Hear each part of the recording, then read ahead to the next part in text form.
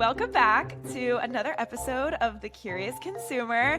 I am here solo right now because Nate is dealing with some construction noises, but I am joined by an amazing guest. I'm super glad to be here. Thank you very much for having me. My name is Mark Rushmore, and I am the co-founder of SURI, which is short for Sustainable Rituals. We make the world's most highly rated and sustainable electric toothbrush. And to just say electric toothbrush, I know that's what it technically is, but it already feels like a massive undersell. SURI toothbrushes are the most premium electric toothbrush I've ever encountered. And we actually spoke about SURI in the newsletter probably, I think it was a month ago now, when we had a deep dive on UK brands entering the US. SURI is a UK brand, but we're not fully going to tell that story today. I want to get into more about the brand itself. So if you want to read more about the UK expansion into the US of this product and other brands, I will link the deep dive below. But Mark, right now, I just want to know, what is the story of SURI? How did you start it?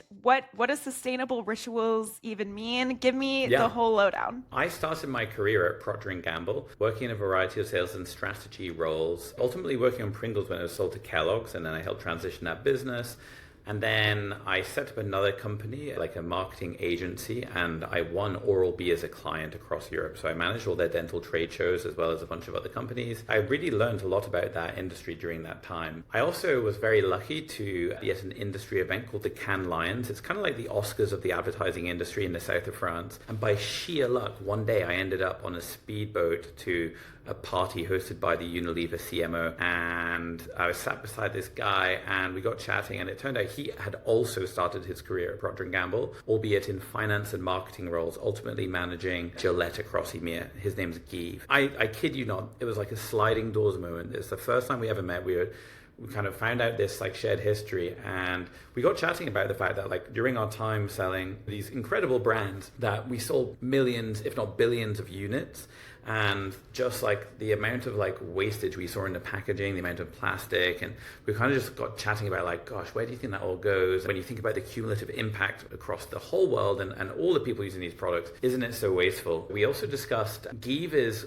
got to be like, I don't know, if there was a competition for Apple fanboys, he would definitely be somewhere in like pretty high up. He really has studied the history of Apple and Steve Jobs. In fact, so much so we kind of jokingly call him Steve Jobs internally. But I think Apple really redefined what customer experience could feel like. That unboxing is actually part of the value proposition, that any element of the product could be improved through clever design and through building features that people really want. And we felt that that was something that when you look across FMCG is perhaps maybe lacking in certain areas, one of them being oral care. You cover a lot of categories. Can you think of another category that you cover which has a higher penetration than people brushing their teeth? That's a great question. No, I don't think so. No. Right? Like not everyone even washes their hair every day. Hopefully most people use deodorant, but I know kids don't use deodorant. And so when we looked at categories, it doesn't matter whether you're 5 or 95. Pretty much everyone brushes their teeth, and it doesn't matter what country you're in, what age you're at. It's this like universal, probably one of the strongest universal habits. And yet despite that, when you look at power toothbrushes, which account for up to 50% in most developed markets, and it's growing as a category because it's so much more effective, you have two players who have an 80% market share, which is extremely unusual. Most people wear shoes, but no two brands have such a dominant share. And so we were like, well, why is that? And actually, what are these products made from, and are they recyclable? So we spoke to thousands of consumers. It's kind of like a very P&G approach. We bought market share data. So we're like, here's this crazy thing. Everyone's brushing their teeth. The market's dominated by two players. And yet when we speak to consumers, they don't love their product. In fact, many even couldn't name the brand, even though they're using it twice a day for years.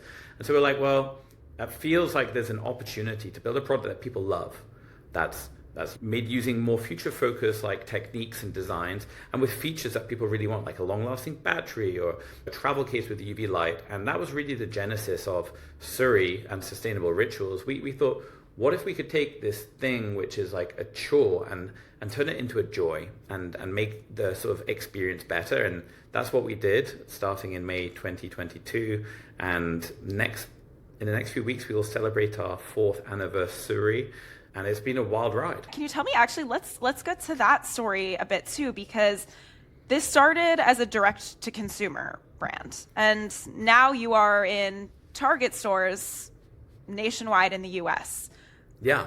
Bridge that gap for me. So from the very beginning, from day one, actually, we ran ads in the UK and the US to see like what would the appetite be? Is there interest in America, which is the world's largest market for oral care? What we saw surprised us. There was a really strong pickup in the US. And so straight away we're like, oh, hey, that's really interesting. And then, I don't know, do you believe in like manifestation? I'm not as woo-woo, but I yes, I do. To a degree. I'm the same as you. Like, I was a bit like, what? I don't know. Like, is this like, it's not something that's like a core belief, but I kept reading about people like, oh, you know, if you keep believing it and so on. And so actually from before we even launched the product, we were like, wouldn't it be great if Gwyneth Paltrow supported the brush and one day we were on Goop? Like what a great website and brand to be on. And then one day we got a phone call from Goop being like, hey, Gwyneth started using the product, loves it. Like we want to put it onto our website. Would that be all right? And we did that. It became a bestseller. And we said, why don't we come to LA to meet you? And there was an event on called Founder Made at the time.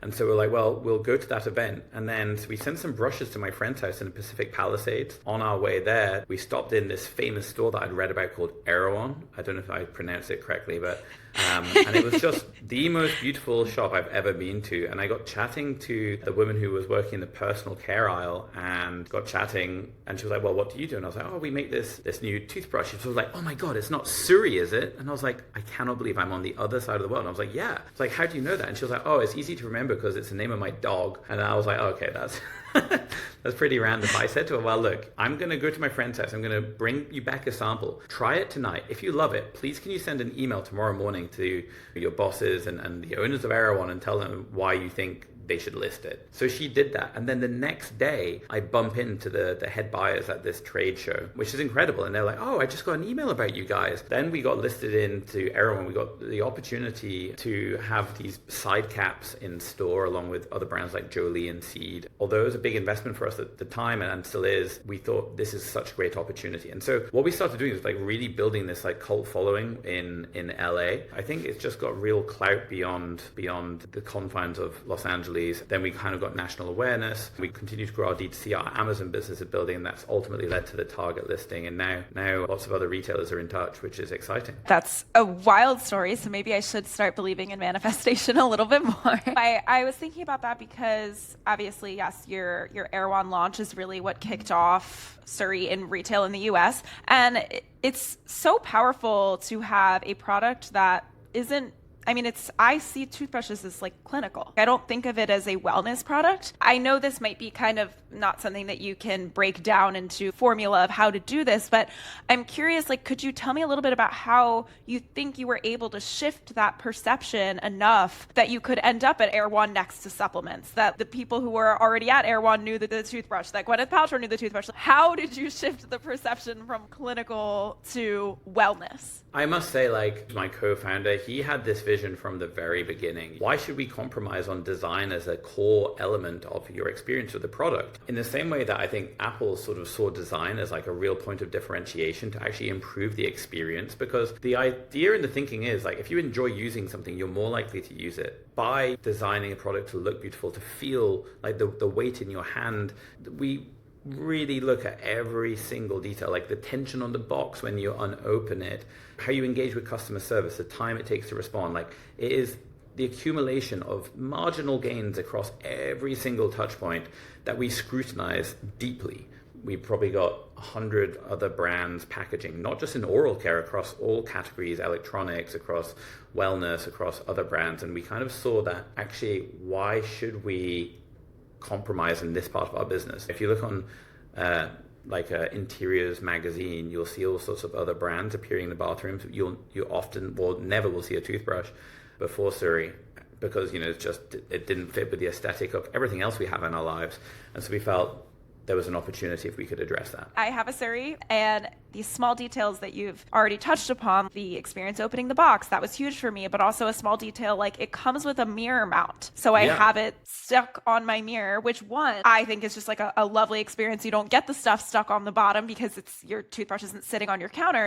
It's dangling. It's mounted on the mirror. But two, it becomes a conversation piece, which also like naturally allows for word of mouth marketing. I had a friend over who went into my bathroom and came out and was like, this is a weird thing to say, but I love your toothbrush. And I was like, yeah, no one's ever said that before.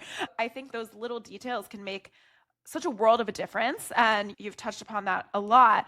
It's something I'm interested in. You buy the SURI, you get these replacement heads, but you can keep your SURI forever, hopefully, and just continue getting replacement heads. I think a lot about, like, I call it in my head the Peloton problem, where everybody wanted a Peloton. Everybody got a Peloton who could afford one. And then Peloton started to struggle after the pandemic when everyone who could afford one already had one. And then all that was left was people were paying for the subscription, and that wasn't enough for Peloton to stay alive. How do you avoid the Peloton problem as a company? A few key differences. One, the addressable market for Peloton, like you said, is like a certain person with a certain level of disposable income, etc. No 8-year-old needs a Peloton, and few 95-year-olds, I suspect, are using a Peloton. Whereas both really, our addressable market is much, much bigger. It's like there's no persuasion like this is why you should brush your teeth, right? The question is like, which brush should I buy? And then it comes down to like, why should I buy this one over this one? And you don't have to own like 80% market share to have a big business here. Like if you take 20% of a multi-billion-dollar category, you have a really chunky size business. So I think just in terms of our addressable market, that's one key differentiation. I think a second one is Peloton's very expensive. They can't come out with like a lower price product. Whereas in the toothbrush game, we've launched obviously at the higher end right now.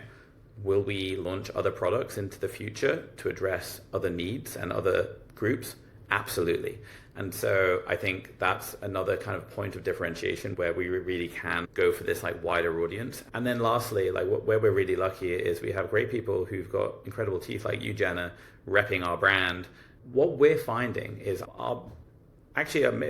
maybe you can guess. What do you think is our biggest channel for new customers? What comes up in highest in our attribution? Is it just like word of mouth recommendations? It is. Yeah. It is word of mouth. Excuse the pun, right? Well, you should do a campaign with that. That's so good. So it was Meta for a while, but now it's word of mouth. And why? And it's because we downloaded all of our Trustpilot reviews and turned them into a custom GPT. God, I feel so 2026 saying that. Then we were able to interpret it and ask questions and so on. What's our number one most commonly used word to describe SURI in our 17,000 reviews? It's the word love, right? I never thought I could love brushing my teeth. I love SURI. I love the unboxing. I love how clean my teeth are feeling. What we found is when you love something and you genuinely have this like really positive experience, you tend to tell people, because if it's giving you some joy and you love it, guess who you want to share it with? You want to share it with the people you love. And so what we find is like word of mouth is our biggest attribution channel. Yeah, it's such an interesting prospect to open up a channel in that way, because there was no giftability of a toothbrush before SURI, in my opinion. I don't want a toothbrush as a gift. I actually think that would be insulting. And now it's like, well, this is a wellness gift. This is a aesthetic, a beautiful thing for your home. It's really reframed, the entire category. It's interesting because we cover consumer packaged goods for the most part, but SURI really fits under what we cover because it's still wellness. I want to close out with, you already touched on this a little bit, but maybe you'll reveal a little bit more. What is next for SURI? We have some world-class innovation that's like about to launch in the coming months. I am super excited. This is, some retailers have said it's like one of the biggest innovations they've seen in a category in 15 years. It's really, could be huge. And I think on formulations, on all sorts. So keep your eyes peeled. Oh, I am so excited. I have no idea what any of that means, but I can't wait to see it happen. And if people want to find SURI, where do they find you? They can find us on our website, trysuri.com. They can find us on amazon.com. They can find us in Target stores, on target.com. If you're in LA, go check out Erewhon or on Goop. And that's it for now. But keep your eyes peeled. Maybe it'll start appearing in other places too. Exciting. Thank you so much, Mark. And to anyone who's listening who hasn't tried a SURI yet, I think you might have just been convinced. Welcome back. Today I am drinking a La Colombe Everyday Latte. Oh, sounds so good. It does sound so good. Yeah, the La Colombe lattes are fun because they're draft lattes. And like they actually, you know how draft latte has like a foam because there's nitrogen and in the, like, I don't know how they replicate that in a can, but they do. Witchcraft. It's witchcraft. The fine folks at La Colombe aka Chobani, are witches. They know what they're doing. Well, enjoy that. Caffeinate away. I actually had an update before this. I was drinking Flirt yesterday. So for our longtime listeners, Flirt, FLRT, because why would you put vowels in modern products, is Monster Energy's new energy drink, quote unquote, for women, because of course you would name an energy drink for women Flirt. And again, longtime listeners know that I have a lot of problems with this product. I think it is so offensively gendered and branded. And Nate's an ally. Nate agrees, but he doesn't agree enough to not drink the product. It tastes good, unfortunately. They did a really good job. I won't try it unless you put it in an unbranded cup and put it in front of me. I will not be drinking Flirt. I can't. And maybe you'll know support. it's for women. I'll take one sip and I'll say, that's an energy drink for the gals. We should do a blind taste test of all the energy drinks. Put the lady-focused ones and see if you can guess it. I'm like, this one tastes like a woman. Like, what is that? Is it floral? Like, what does that mean? Someone tell me what it means. I hate it. Who knows? Anyway. We should talk about some floral stuff. Because Monday, natural transition, guys. Natural. Because Monday was 420, and Jenna and I, and Express Checkout writ large, hosted a little event called In Season. This is a new quarterly event we're hosting. This was our spring 2026 version, and we included a little trend. We included 3 trends, and one of those trends was THC beverages, mostly beverages, but also other CPG products are, as you put it, Jenna, budding and growing. We also covered dates as a trend and dips and sauces as a trend. It was a very fun event. We had a lot of fun products. It was on 420, which I was very, very proud of. We'll be doing them quarterly. It was so fun. It was so fun. Yeah, we had a room full of CPG enthusiasts and founders and investors and just awesome folks. Influencers, indeed, actually. Really cool folks who are all just excited to try some new products. So if you live in New York and you listen to this podcast and you want to come to our next event, email us. But as Nate said, this was on 420. And for those who don't know, I actually need to understand the origin story of this, but 420 is like the weed day. And it's the weed day. And so it's a day of celebrating cannabis if you choose to partake. And at our event we did, but also it was really interesting this week because there was some news this week around THC regulation because it's been fraught lately. Yes, it's been very fraught. A little brief background. So last November, this administration signed a bill into law that reopened the government, refunded the government during the shutdown, and they snuck in an amendment that basically closed the loophole of the 2018 Farm Bill that allows for all of these CPG cannabis products that are 0.3% hemp-derived THC by volume or less. And they basically closed that loophole. Brands have until November 2026 to decide what to do with their product, or their business is effectively dead. And a bipartisan bill was introduced by Senators Rand Paul, Amy Klobuchar, and Joni Ernest. So 2 Republicans, 1 Democrat. They introduced the Hemp Safety Act that lets the states opt out of the federal ban as long as it enforces age limits and bans any synthetic cannabinoids. The strategy for them is they're going to attach it to the 2026 Farm Bill. This is a lifeline, but we did get a very interesting quote from a cannabis beverage brand founder who gave us a little bit more context on what this might mean and how this is both good but potentially a little bit more complicated. The whole thing is really complicated. I'll read the quote quickly and then we can kind of go back in time a little bit because there's some pieces that need to be filled. It's just confusing. Ben Starmer, as you said, who is the founder of Dadgrass, gave us this really interesting quote. It's encouraging to see movement toward a more defined regulatory path for hemp-derived products. Giving states flexibility is an important step, reflects how much this category has already evolved. But at the same time, the system needs to actually work in practice. The fastest growing channels for us, grocery, convenience, and liquor, rely on national infrastructure like banking, payments, and multi-state distribution. Even if a state allows these products, the ancillary systems that make modern retail work, like banking and payment processing, operate on a national level and have to follow federal rules. Large retailers depend on those systems, and if they don't align at a federal level, it's really hard to actually sell and scale the product even where it's legal. So to break that down even further, basically, if this bipartisan law does pass, it still presents unique regulatory challenges because it would be this state-by-state patchwork where there could be, yes, all of these different compliance environments, which it already kind of feels like these brands are dealing with. It also means that the infrastructure that enables modern retail that has to operate under federal rules could make these products actually effectively unsellable, even in states where they are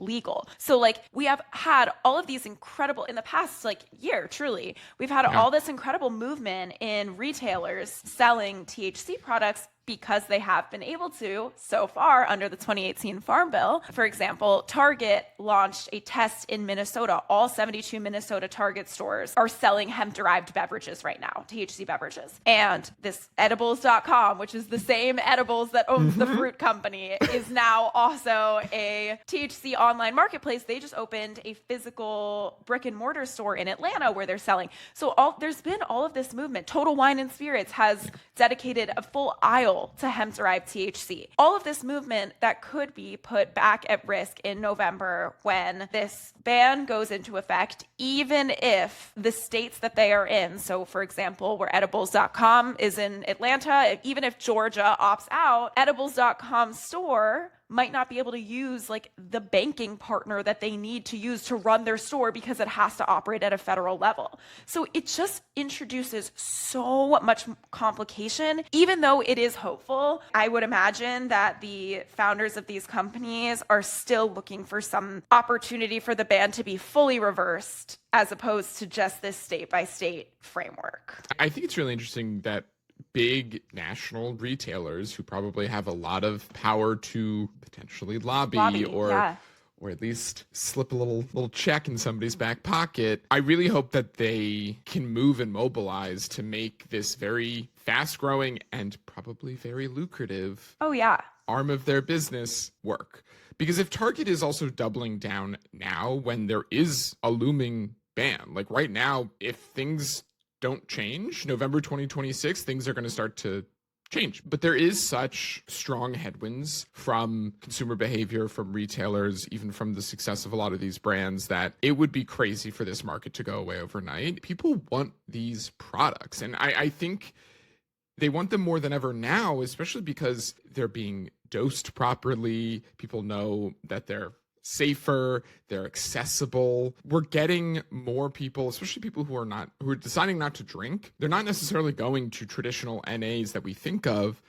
A lot of them are going to cannabis products because they still want to feel something, but they don't want the effect on their liver. I would be surprised if this actually goes away because there's just so much economic activity happening and support from all different sides, from the consumer side, from the retail side, from big retail side. It's not just creepy bodegas in New York, it's Target. And if this goes away, they're losing out. And I would be surprised if this really goes away. It will be really interesting to see. We're just speaking about it from like the consumer perspective and like the end product, but this also, I mean, the reason that the Farm Bill went into effect in the first place was because it was designed to support hemp farmers. It's a huge industry. Huge. It was actually never really supposed to create this market. It was just supposed to support farmers, which is also why this has turned into such a bipartisan issue. I think that's what's so interesting. I do want to back up a little bit to explain that Farm Bill in the first place, because we get so many questions about like how this was legal in the first place. We for our event, partnered with an amazing company called Klebbies, which makes baking mixes, THC baking mixes. And Nate baked so many brownies, and we were sitting there packaging up like 100 weed brownies. And I was like, my 2015 self is screaming. This was so illegal. This was so like, how we would have been millionaires, first of all. So we could have like the amount. Oh my God. It was just such a different landscape not that long ago. So this 2018 Farm Bill, as you said, like it legalized legalized hemp that was defined as cannabis with less than 0.3% delta-9 THC by dry weight. And that little tidbit is what allowed this whole market to basically blossom, because when you're measuring concentration by dry weight rather than by serving, it means that something like a 12-ounce beverage can actually legally contain up to 10 milligrams of THC. That is a full dose. For some people, that is actually too much. And that's still It's too much for me. That still qualifies cannabis as hemp. I think a lot of times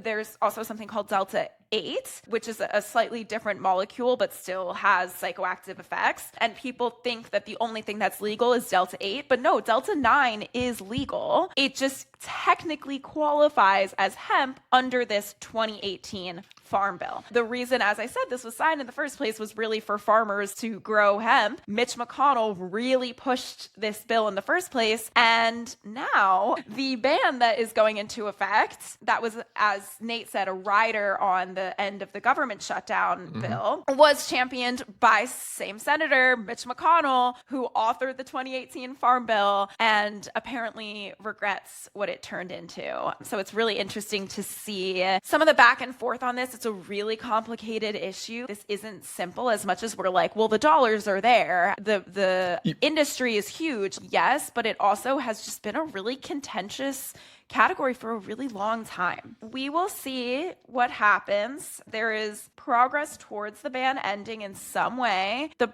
brands, all of the brands I spoke to were basically like, we're continuing business as usual, because they have so much faith that these retailers that they're partnering with kind of know something they don't and are taking bets that are realistic. And so they're going to continue doing what they do, and hopefully they get a positive outcome. I hope so. I think it's a very fascinating. So interesting. It's such a fascinating category, and it touches so many different trends across the board. And I love talking about this category. I agree. And mentioned this in the newsletter. Also, you alluded to it with this new audience of people that are partaking in some degree. It's because THC isn't like a standalone category anymore. It's wellness. It's part of wellness.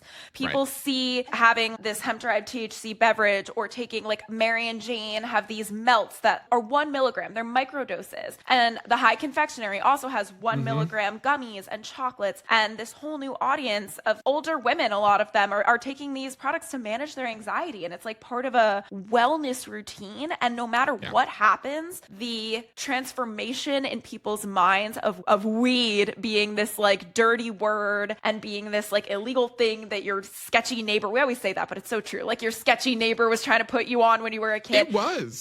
It was that. It's no longer that. That is irreversible. It is irreversible to change the perception in consumers' minds that a microdose of THC is part of this like wellness sphere. No matter what happens, I think that progress is really interesting, and it will come up time and time again. Even if the ban goes into effect now, this is not a one and done issue. I would seriously doubt it. Let's move on to our next little story of the week. Why don't we start with Beyond Meat? Or sorry, not Beyond Meat. Beyond. The company that I invested in their IPO. I remember you getting the prospectus. I made money on that. Did you exit at the right time? Oh yeah, I did. I definitely did. But Beyond Meat recently rebranded to just Beyond, is now officially launching their line of sparkling plant-based protein drinks in New York City through a distribution deal with Big Geyser. They're launching in retail. They're launching this protein drink into retail. It did not seem like they were going to at all. No, I was shocked. I kind of thought this was like, not like an April Fool's product, but I did. Because it didn't come out on April Fool's. It seems like a test product because it looks like one, but also they launched it only on their website. Like it was not in retail. And it's not like Beyond doesn't have retail partners. They have like every retail partner imaginable. Yes. Obviously not in the beverage category historically. I was like, if they wanted to launch this as a real product in retail, they would have done that at launch, and they didn't. They only launched it on beyondimmerse.com. I need to see the data behind that launch, because was the data so strong that they were like, oh, we can bring this to retailers, or are they just taking some wild bets out here? Because I just can't imagine this being a popular product. The only thing that was really interesting to me about this product was that they had different levels of protein in different SKUs. So they have like a 10-gram protein drink, and they also have a 20-gram of protein drink. Something I haven't seen other protein products do. But I also am like, everyone's protein maxing. Are they not all just going to go for the 20-gram one? Right. But yeah, it's protein and fiber, which, as we know, everybody's betting on. And I guess if people aren't eating Beyond Burgers anymore, maybe they will try a drink and potentially also a protein bar, which they're coming out with. I just don't know, even if they rebrand, and they did, to just Beyond and take meat out of the name. If you say Beyond, I'm like, what's Beyond? I've never heard of it. Then someone has to say, oh, it's Beyond Meat. So true. And then I'm like, oh, well, I don't want a meat beverage product. Even if they take away the meat side, then they also take away their name recognition. So then they're just starting as a company from zero. And if they add the meat, then they turn people off because people associate their drink with this fake meat product. They can't win. No, and they're definitely not going to win because the product tasted terrible. I tried it at Expo. I was very excited. Look, if this is good, this could save them. Because there's a lot of good, clear, plant-based protein drinks out there. Koya's entire lineup is delicious. It doesn't taste like protein. This drink tasted so bad. The people I was with, I was recording us, and the other person who tried it immediately made a face. And I was like, ooh, that's bad. I never really was a fan of the Beyond products. This did not really change my opinion. It was really not great. I'll try it again. Maybe they reformulated. Maybe they got some feedback. Based off of how they've run their business to date, I doubt they even got any data. They're just like, yeah, we can get into 26,000 doors by the end of the summer. It just, it feels like a last-ditch effort. It's just wild. The company obviously is doing really, really poorly. Their stock plummeted 26% over the last 2 years. It was once raising like a tech company. Like, it's crazy to see this. Yeah. But this isn't where they should be competing. There are so many competitors in the beverage set, in the protein beverage set, in the fiber beverage set. And to try and make their mark there, who is advising this company? I'm really confused. They're better off just leveraging themselves maybe as an actual quote unquote tech company or producer. I agree. They could just be like infrastructure. Yeah. I don't know. It's interesting. I still think the plant-based meat category has a shot at coming back, but not in its existing form, and certainly not with pivots like this. It's just going to go under before it even sees the consumers swing back to plant-based. It's a shame. Anyway, on to the next story. I know you have a lot to say about this one. So, like every big company right now, especially every company under PepsiCo, I will say, Gatorade is getting its biggest refresh in over 60 years because it's removing artificial dyes from all of its top flavors. It's also launching a new advanced hydration system portfolio with the highest electrolyte ready-to-drink offering yet. It's called Gatorlyte Longer Lasting, and we need to put an image on this because it looks like a condom brand. It sounds and like it's called Longer Lasting. The Longer Lasting shtick is really, really funny. Just a note about hydration in general. The fact that this category is still so big and there's so many players, there's even newer players that are already that launched 2 years ago and are already pushing 100 million in annual sales. Dry water is one example, sold nationally at Walmart. Nobody is working out or sweating enough to need to replace that level of sodium. No. People just want flavored water. I've harped on this so many times that most people just want a flavored bottle of water. Yeah, 100%. They don't need this hydration. 100%. Nobody's schwitzing enough in their day-to-day life. Nobody's working out for more than an hour that they need this shit. It's so annoying. Capri Sun also just launched a electrolyte infused pouch. It is actually so silly. The whole hydration market really does make me giggle.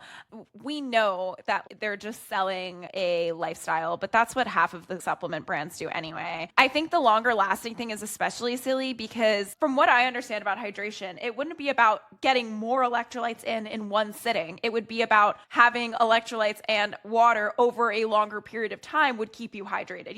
You would just pee it out by the time you need more. So that makes no sense to me. The artificial dye GI piece is unsurprising. As I said, PepsiCo has been doing this for a lot of their portfolio products. Just look at Naked Doritos, Naked Cheetos. Like, this is becoming a thing. We've seen General Mills is removing colors from their cereals. This is a industry-wide phenomenon. It all goes back to the MAHA movement. Unsurprising, but it is going to be interesting to see how they formulate Gatorade in particular, because the top flavors are fruit punch, lemon lime, orange. I don't know how they're going to get those colors genuinely naturally, unless they're just like calling it natural, but it's kind of not. Keeping that like really vibrant vibe that Gatorade, it's iconic for Gatorade. It's like when you look at a set of Gatorade in any grocery store or in any fridge, in any convenience store, it draws your eye. You recognize Gatorade because of its colors in large parts. Is grocery shopping going to be it looks like the saturation was just turned down in every grocery store from now on. It's possible. Maybe this is a good thing. I mean, it probably is a good thing, but it is interesting to see just like visually, I think, especially the convenience store is going to start to look really different in the coming years. Yeah, it's a real shame because they're known for their bright neon colors, and if those go away, it's over. So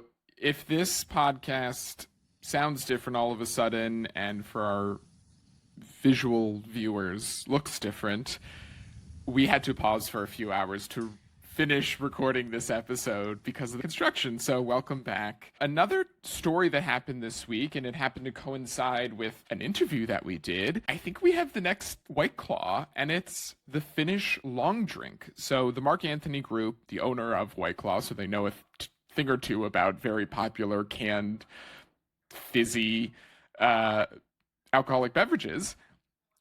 They acquired the Finnish long drink, and the Finnish long drink has been around since 2018, but it has its roots in the 1952 Olympics. It was co-founded by two guys who were visiting Finland, and we actually interviewed Evan Burns, who's the CEO and one of the co-founders of the company. They have celebrity investors like Miles Teller. It was reportedly sold for around 325 million was the number that I saw, which is a pretty decent exit for a company that only started a little while ago and is a very specific type of drink. It's not vodka. It's not tequila.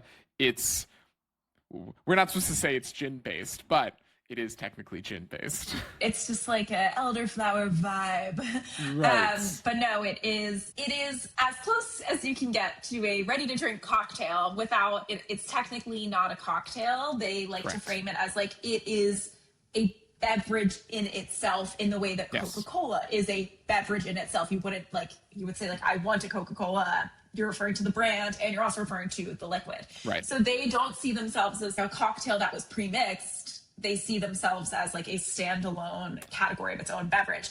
That being said, I would argue that it does seem like Mark Anthony Group, the owners of White Claw, do see this as a ready-to-drink cocktail, because a lot of their justification for acquiring the Finnish long drink is that they are trying to improve their market share in ready-to-drink cocktails. So however you want to label it, it does feel like that's the play at hand. And yes, they own White Claw. They also own Mike's Hard Lemonade, which they have been trying to kind of like rebrand, revive to appeal to more consumers. They just came out with like a dirty soda version of Mike's Hard Lemonade. I mean, it's so interesting because I associate Mike's Hard Lemonade with an older population.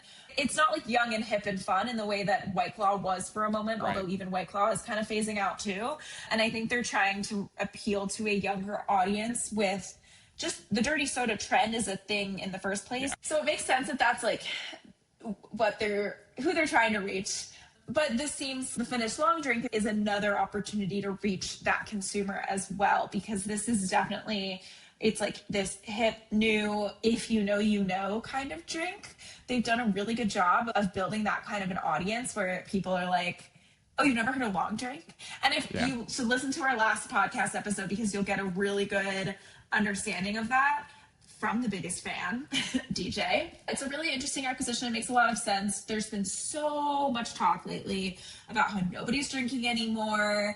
And I think because of that, people think that these kinds of acquisitions just won't happen at the same frequency. And if anything, I think that there's just like even more of a white space for cool, new, innovative alcohol brands to stand out and get acquired by some of these bigger brands that are dealing with a pretty sleepy set right now and know they need to appeal to the generation of consumers who's drinking less. I think we'll see a lot more of the Finish a Long Drink nationwide and at bars. I think it's very good, and it has the opportunity to be the next Surfside, which is a very, very popular, I think, like the leading RTD on the market right now. It's like vodka and lemonade and tea. It's incredibly popular. It's at every bar here in the city, at least. I think it's a really interesting brand, and definitely go listen to our podcast episode with Evan. It was a really fun conversation, and really interesting to see how he thinks about bringing this national drink of Finland over to the US. It's a fun category to pay attention to because there's like an it drink of the moment that in a way that other categories don't always have that. Right. There really is, like, I remember when White Claw was it, but then it was High Noon and now it's Surfside. There really are these like distinct phases of popular drinks that are like, if you're cool, you know this drink. Cutwater had its phase recently too. Clearly there's a lot of turnover in that category of people getting tired of what they've been drinking and seeking novelty, staying loyal for a little bit and then switching on to the next. So we'll see how sustainable this is as well, and if it can really actually become like a Coca-Cola in its own right, as they hope to. Well, that's it for the Curious Consumer this week. Definitely stay tuned. We're going to be diving a little bit deeper into what's going on with Walmart and what I would like to call the targetification of Walmart, which is very impressive. We're gonna ification something else. Love-ification things. Definitely follow us on Instagram if you haven't yet at Express Checkout. Subscribe to the newsletter. You go to expresscheckout.co to see all of our old newsletters and podcasts are all there. If you haven't, please leave a 5-star review and a comment on your podcast app of choice, and stay tuned for the next one. We'll catch you next week. Bye.